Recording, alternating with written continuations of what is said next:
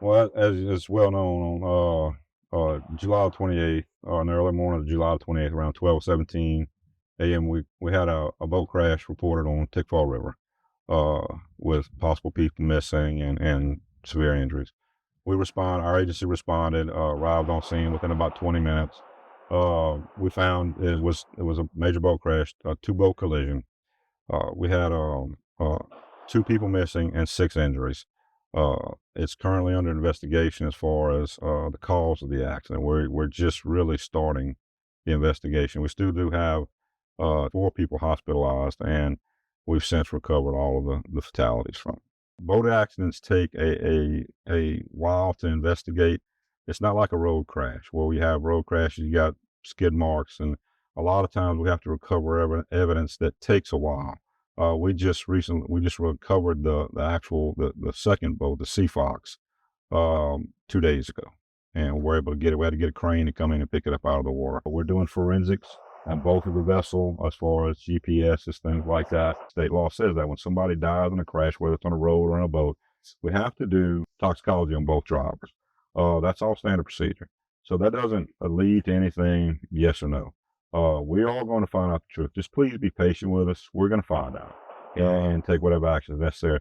Look, navigating at night is a very dangerous act. I mean, you got to be careful. You have to pay attention. It's not like during the day. Depth perception is off, and you have to be very, very careful and very vigilant when you're out. You could be just one or two boats on the river, and traffic that night was very light. There was hardly any traffic. And I basically had two boats on the river, and those two boats collided. So you have to be very careful. And one thing we always stress to people, wear a life jacket. A life jacket, and look, a lot of people overestimate their swimming ability. Yeah, you can swim fine in a swimming pool, but when you're not, you're not prepared to be thrown into the water, and you get thrown into the water and you're injured, it's going to have a bad outcome. A life jacket, I've worked repeated accidents over these years. Life jacket would save their life. I know it's not cool. I mean, I get it. It's not cool, but you know, wear a life jacket. It's going to save your life. We want people to come out there. We want them to have a good time, but you got to have a designated driver, and there's consequences if you don't. And just be safe, be vigilant. People talk about driving boats, they don't have brakes. No, they don't. But that's just one facet. I mean, in some ways, driving a boat is a lot different than driving a car. And remember, whoever's driving that boat is responsible for everybody's life that's on that boat.